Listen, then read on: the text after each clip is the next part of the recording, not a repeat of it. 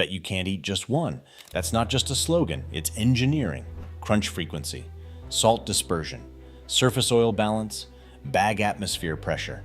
A potato doesn't become addictive by accident, it becomes repeatable, and repeatability requires control. Scale changes the rules. Lay's moves billions of chips through factories every year. Billions. And here's the challenge. Potatoes are not uniform, they are biological. Different soil changes starch levels. Different rainfall changes water content. Different storage temperatures change sugar concentration, and sugar matters. If sugar rises too high, chips fry too dark. If water stays too high, chips steam instead of crisp. If starch shifts, texture collapses. At home, that's a bad snack. At industrial scale, that's a truckload of waste. So the system begins before the factory, inside the system. Today, we're going from field to fryer to nitrogen-sealed bag. And the most important step, the one that protects consistency, happens before the first slice ever touches oil. Harvest, moving a living material. Lay's works with contracted farmers growing proprietary potato varieties designed specifically for frying. Not baking potatoes, not table potatoes, fry potatoes. These varieties are selected for high dry matter content, low sugar levels, uniform shape, predictable starch structure. Harvest machines move with industrial rhythm. Blades lift the entire plant from soil. Shakers separate dirt. Conveyors sort size. Because potatoes begin changing the moment they leave the ground. Heat converts starch to sugar. Sugar darkens during frying. So speed matters. Time equals chemistry. Cold storage, controlled dormancy. After harvest, potatoes enter storage facilities designed like climate labs. Massive warehouses, controlled temperature, high humidity, complete darkness. Cool temperatures, slow respiration. High humidity prevents shriveling. Darkness prevents greening and chlorophyll production. But too cold? Sugar spikes. Too warm? Sprouting begins. So storage is not just holding, it's stabilization. The goal is to keep the potato chemically quiet until needed, dormant, balanced, ready. Wash line. Reset the surface. When the factory signals demand, shipments move to processing. Potatoes enter water flumes, moving rivers inside steel channels. Soil falls away. Rotating brushes strip what remains. High-pressure jets clean crevices. Dirt is abrasive. Abrasive particles destroy slicer blades and scar chip surfaces. Clean input protects downstream precision. From here, the clock accelerates. Often within 24 hours, these potatoes become chips. Factory intake, the real gatekeeper. At the plant, trucks tilt. Gravity feeds potatoes onto conveyor belts. Before slicing begins, technicians perform two critical tests. First, buoyancy. Potatoes are placed in saltwater baths calibrated to measure density. Density indicates starch-to-water ratio. Higher dry matter means better chip structure. Second, fry test. Sample slices enter hot oil. Color develops. If chips brown too quickly, sugar is too high. If color is pale and texture weak, chemistry is off. Those results determine fryer temperature and cook time for that batch. The system adapts to the potato, not the other way around. Peeling and optical defense. Even after washing, potatoes enter abrasive peelers. They tumble against rough interior walls. Water carries skins away. Peel removal must be controlled. Too deep and yield drops. Too shallow and skin fragments burn during frying. Then comes machine vision. High-speed cameras scan every potato. Bruises, black spots, internal defects. Rejection. Arms use air jets to remove flawed pieces mid-motion. At this scale, manual inspection is impossible. Optical sorting protects uniformity. Size sorting, geometry control. Uniform slicing requires uniform shape. Large potatoes continue forward.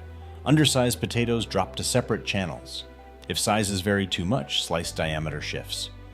Uneven diameter changes oil exposure. Oil exposure changes texture. Geometry affects crunch. Even before slicing, the system protects thickness uniformity. Slicing, where shape is born. Potatoes drop into spinning drum slicers. Centrifugal force pushes them outward against razor-sharp blades. Each rotation creates dozens of slices. Thickness is measured in millimeters. Too thick and the chip remains flat, rigid, undercooked in the center. Too thin and it curls too aggressively, becoming brittle and fragile. The target thickness produces a natural curl. That curl traps air. Air improves crunch acoustics. Yes, crunch has sound engineering behind it. A satisfying snap frequency enhances perception of freshness. Even this is calibrated. De-starch wash. Prevent the clump. Fresh slices carry surface starch. Surface starch in oil creates sticking. Clumping reduces fry uniformity, so slices enter multi-stage rinse systems. Water removes excess surface starch. Conveyors gently separate slices. After rinsing, vacuum systems extract excess water. Water and oil are enemies. Excess water causes violent bubbling. Bubbling destabilizes oil temperature. Stability equals control. The fryer, a 40-foot reaction chamber, now the transformation. Slices enter a continuous fryer stretching dozens of feet. Hot oil, carefully blended, surrounds each slice. Temperature is calibrated based on intake sugar tests. Inside the oil, moisture flashes to steam. Steam escapes through microscopic channels. Oil fills the space left behind. This exchange creates crisp structure. Too hot and chips darken before moisture escapes. Too cool and oil absorption increases. Oil management is constant. Used oil breaks down under heat.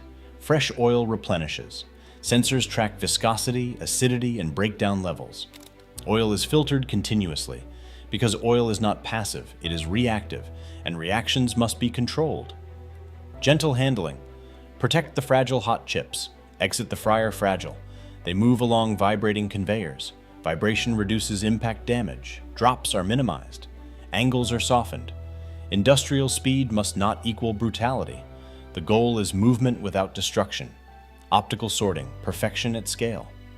Next comes the optical sorter. High-speed cameras scan hundreds of chips per second. Color variance is detected instantly. Too dark? Air blast removes it. Burn spots? Rejected. Underfried pale slices? Removed. Precision air jets fire in milliseconds. That's why when you open a bag, you see a sea of uniform golden chips, not randomness. Selection. Seasoning, even distribution. Plain chips move forward. Flavored chips enter rotating seasoning drums. Inside, chips tumble gently. Seasoning flows through calibrated nozzles. Distribution must coat both surfaces. Too little and flavor feels weak. Too much and it overwhelms. Powder particle size affects adhesion. Oil surface chemistry affects bonding. Everything interacts. Flavor is not sprinkled. It is engineered. Precision weighing, the math of the bag. After seasoning, chips enter multi-head weighers.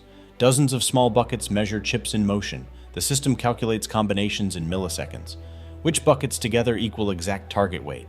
Not one chip over, not 1 gram short. Accuracy protects margins. Accuracy protects trust. Nitrogen, the invisible cushion bags open. Chips fall inside. Before sealing, nitrogen gas flushes the bag. Nitrogen displaces oxygen. Oxygen causes oxidation.